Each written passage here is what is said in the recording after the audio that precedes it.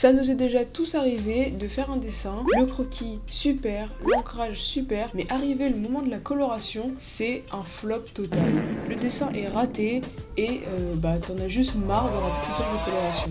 Si c'est le cas, si tu te reconnais dans ces cas-là, ou juste que tu souhaites t'améliorer à la colo pour avoir des rendus comme ça ou comme ça, reste bien jusqu'à la fin de cette vidéo car je vais te donner des conseils pour t'améliorer à la coloration. Attention, les conseils que je vais vous donner dans cette vidéo sont des conseils que j'applique moi personnellement et qui sont pas forcément les meilleurs ou parfaits. En attendant, je pense qu'ils pourraient beaucoup vous aider si vous souhaitez vous améliorer dans la coloration. Avant de commencer, si cette vidéo t'a appris quelque chose ou qu'elle a pu t'aider, n'hésite pas à t'abonner à la chaîne, à liker la vidéo et à me dire dans les commentaires ce que t'en as pensé. On se dirige tous ensemble vers les 500 abonnés, donc abonne-toi si ce n'est pas encore le cas.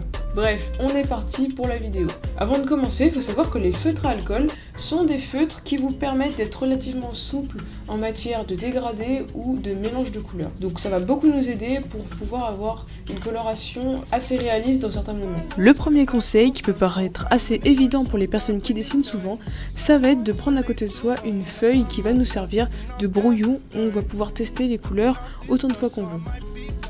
Ici, je vais commencer par colorier la peau de mon personnage.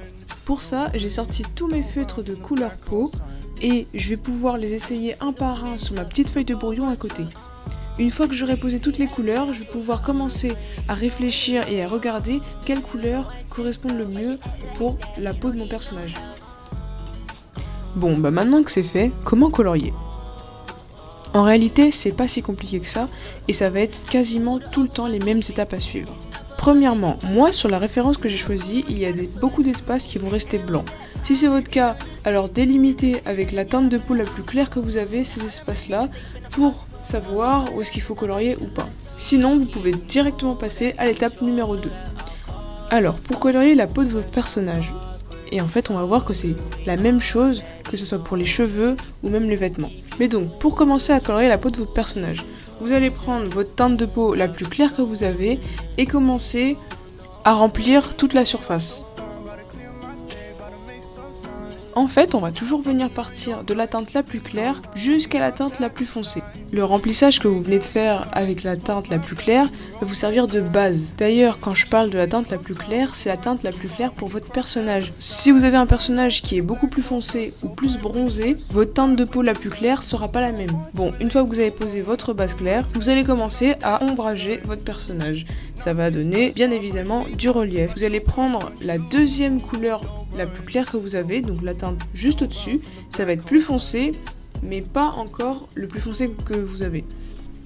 Donc là, vous allez faire comme à l'étape d'avant et remplir toute votre surface, juste en insistant un peu plus sur les endroits qui sont censés être un peu plus foncés. Donc insister un peu plus, c'est tout simplement repasser 2 ou 3 fois au même endroit pour qu'il y ait plus de couleurs sur le papier. Maintenant, on va pouvoir ajouter les ombres. Pour ça, vous prenez une teinte plus foncée que celle que vous venez d'utiliser. Si vous avez une mine fine, vous allez pouvoir délimiter les ombres et pour savoir où est-ce qu'il va falloir remplir après. Après, si vous voulez que vos délimitations d'ombre soient un peu moins marquées, vous pouvez reprendre le feutre juste d'avant et repasser un peu par-dessus pour faire cet effet de fondu entre les deux couleurs.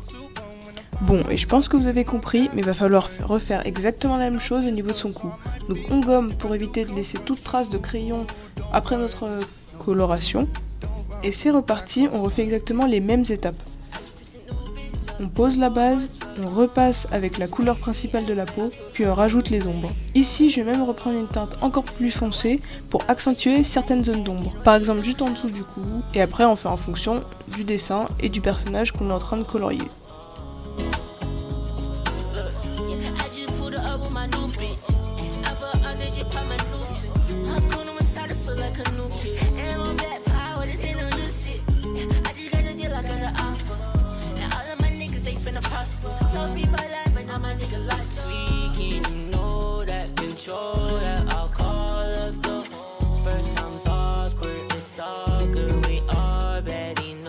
Pour les cheveux, ça va être exactement la même chose. J'ai choisi 3 couleurs, donc le jaune pour la base, puis 2 teintes d'orange différentes, justement pour donner un peu plus de texture aux cheveux, plutôt que de tout colorier en orange et que ce soit plat.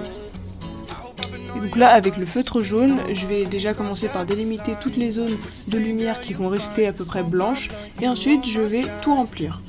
Une fois que ça c'est fait, je vais passer à la première teinte orange. Je vais refaire exactement la même chose en laissant quelques petits espaces de jaune pour qu'on puisse toujours voir ces petits reflets dans les cheveux. Et encore une fois, je vais tout remplir. D'ailleurs, pour colorier les cheveux, je vous conseille de partir de la pointe du cheveu et de remonter vers le milieu. Et de faire ça des deux côtés. En gros, vous allez tout simplement colorier dans le sens du cheveu. Bon, une fois que j'ai repassé avec ma première teinte de orange, je vais venir prendre la seconde teinte, celle qui est beaucoup plus foncée et qui est la couleur que je veux vraiment dans ses cheveux. Je vais refaire exactement la même chose en faisant bien attention de toujours laisser quelques petits espaces de orange et de jaune pour justement donner de la texture comme j'ai dit avant. Pour ancrer, moi j'utilise des mines brush, biseauté et fine. Ça sera beaucoup plus rapide avec les pointes brush, mais si vous en avez pas, c'est pas grave du tout. Vous pouvez faire exactement la même chose et donner le même effet avec en réalité n'importe quelle pointe. Bon, et une fois que j'ai tout ancré, je vais venir faire les finitions. Donc je vais aller récupérer mes teintes d'avant pour rajouter soit de la couleur plus claire ou plus foncée pour texturer les cheveux encore une fois. Et honnêtement, j'ai pas trop d'explications pour comment faire cette étape-là, on va dire, pour texturer les cheveux. Ça va vraiment être au ressenti et comment vous voyez la chose, vous testez. Parfois ça sera moins bien que d'autres fois, mais pour s'améliorer, il faut forcément tester de nouvelles choses. Maintenant que vous avez fait ça au feutre, vous allez pouvoir effectuer un travail au crayon de couleur si vous le souhaitez. Donc pour ça, vous allez choisir à peu près les mêmes teintes que vous avez utilisées pour colorier. Et vous allez pouvoir rajouter quelques couleurs, donner cet effet de mèche de cheveux, donc que ce soit plus clair, plus foncé ou tout simplement orange. Moi c'est pour ça que j'ai pris du marron, pour donner cette impression de cheveux un peu plus foncés à certains endroits. Bien sûr, dites-vous toujours que les cheveux partent du même point. Il ne faut pas commencer à colorier horizontalement alors que ça n'a aucun sens. Donc respectez bien le sens du cheveu.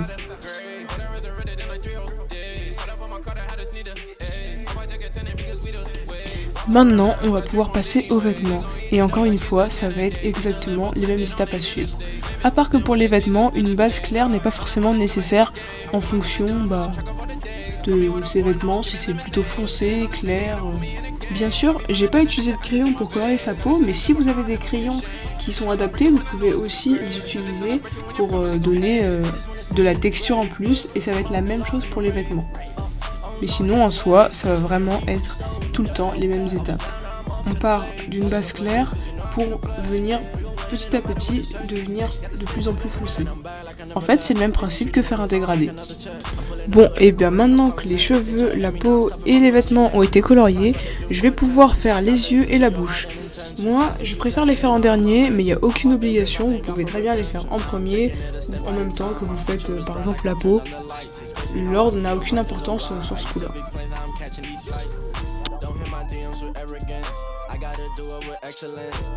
Pour cette partie, j'ai pas énormément de conseils à vous donner, à part que pour les yeux, généralement, c'est des mélanges de couleurs. Pour ça, privilégiez les crayons de couleur plutôt que les feutres à alcool. Vous pouvez assembler les deux, mais ce que je veux dire, c'est que quand vous mettez une couche de feutre et que vous en remettez une autre, la deuxième couche va pousser le feutre. Ça risque de faire déborder votre coloration et donc ça rend pas super. Donc vous pouvez combiner les deux. Et en plus avec les crayons, vous avez plus la possibilité de mélanger les couleurs.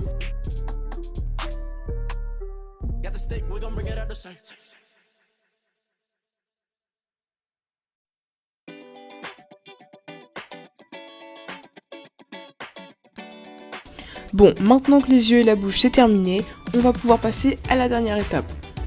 Je trouve que cette étape est tout aussi importante que la coloration en elle-même. L'étape des finitions, là où vous allez rajouter tous les petits détails pour rendre votre dessin encore plus vivant. Moi par exemple, je vais venir repasser sur les traits de l'ancrage pour donner un effet un peu plus désordonné. En plus de ça, ça contribue à rajouter des ombres. Je vais aussi lui rajouter ses blessures et hachurer tous les endroits ombragés que j'ai fait avant au feutre à alcool.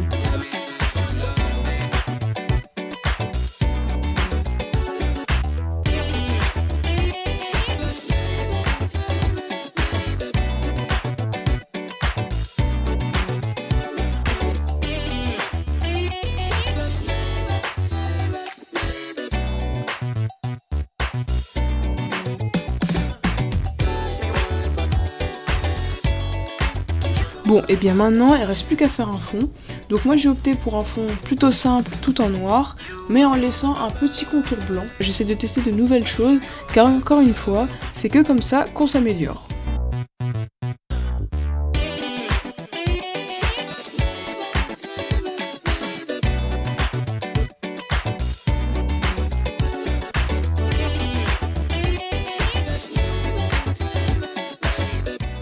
D'ailleurs, je tenais à vous dire que les conseils que je vous ai donnés durant cette vidéo ne vont pas fonctionner du premier coup.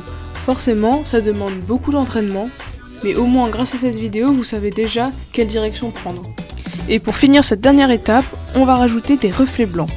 Donc vous pouvez utiliser des feutres blancs, des gel pens, des Posca blancs ou juste des feutres à base de peinture blanche. Mais je trouve que c'est super important parce que ça rajoute du peps au dessin. Et voilà, votre dessin est terminé. J'espère que cette vidéo aura pu vous aider pour réaliser vos colorations. Et de toute façon, il n'y a pas de secret.